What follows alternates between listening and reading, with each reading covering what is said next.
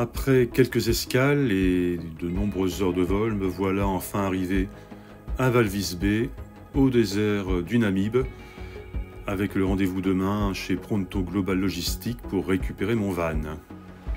Alors, grande discussion avec mon carnet de passage en douane et le douanier. Alors, j'espère que tout va bien. Là, Eléry est en train d'essayer de retirer les scellés. Et ça va être le grand moment. Savoir s'il est là. Il est là. Il ne reste plus qu'à retirer l'arrimage. Alors, le van est fixé par des sangles. Et de plus, les roues sont bloquées par des cales en bois qui sont clouées directement dans le conteneur. Donc, ce qui n'est pas facile à retirer. Mais bon, on a fini par y arriver quand même. Reconnexion de la batterie, un tour de clé et c'est parti. 2 mois sans tourner, c'est merveilleux. Donc maintenant, on va le mettre dans l'entrepôt pour que le douanier puisse faire son office.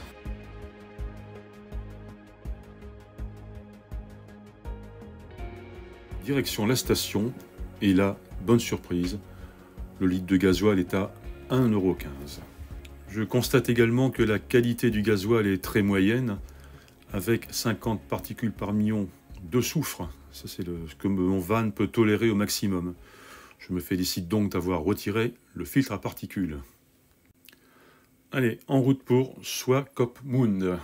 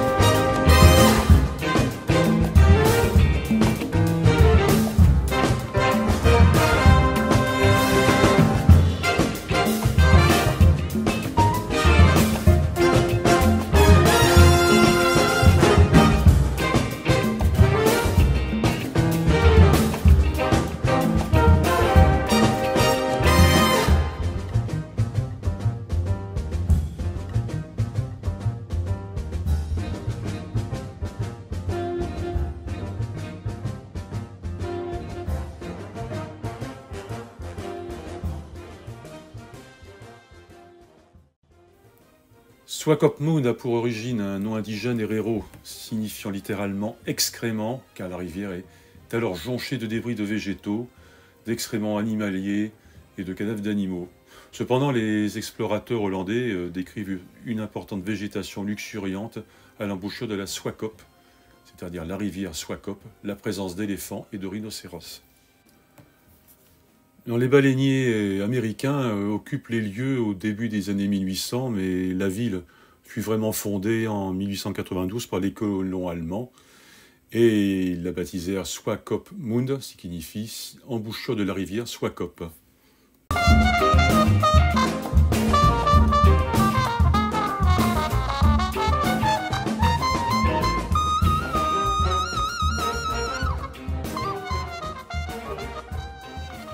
Le principal attrait de la ville est son architecture germanique du bord de la Baltique du début du XXe siècle.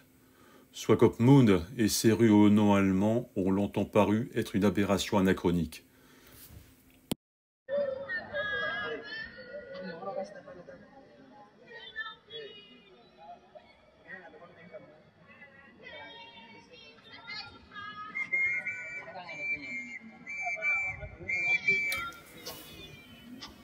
La ville est située pratiquement au milieu du désert, ça en est devenu son principal attrait touristique.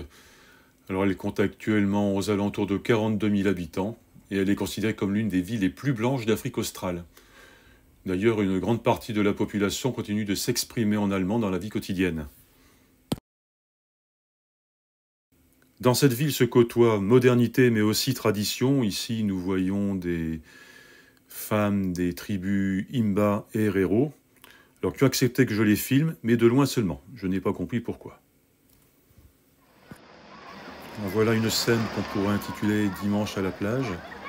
Bon, baignade très limitée de par les courants et la température de l'eau très fraîche.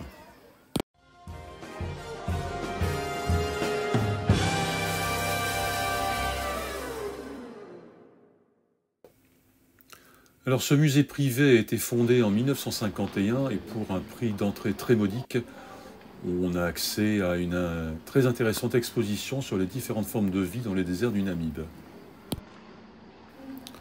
On trouvera également une section relative aux minerais, puisqu'en fait la Namibie tire sa principale richesse des diamants, mais également de la carnotite, qui est un minerai qui contient à la fois de l'uranium et du vanadium.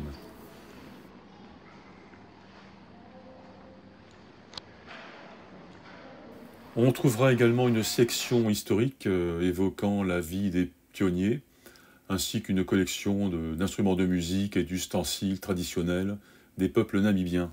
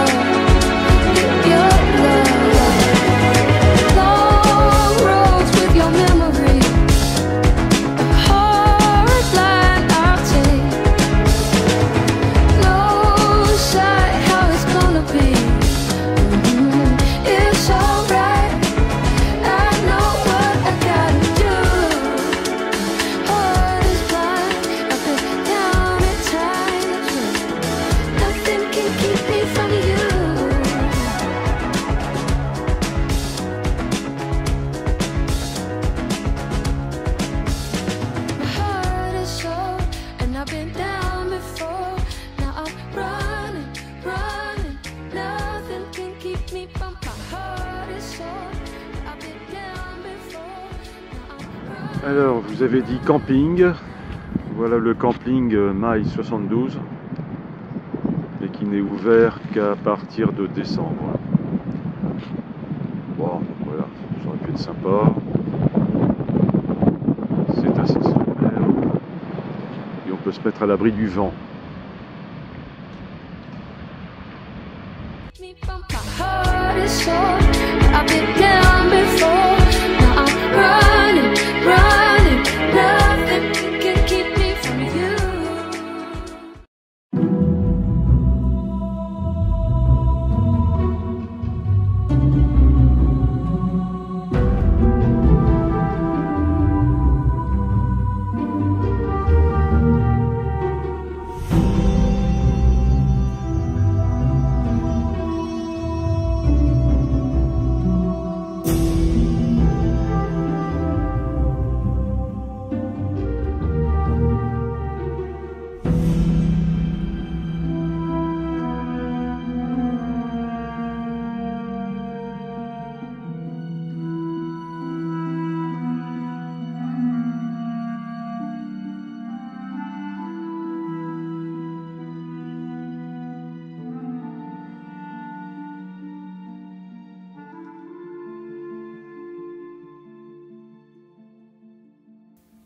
Alors Cap Cross est réputé pour sa colonie d'otaries à fourrure. Otaries à fourrure qu'il ne faut pas confondre avec les phoques, parce que les otaries à fourrure ont des oreilles. Mais avant plus de commentaires, quelques images.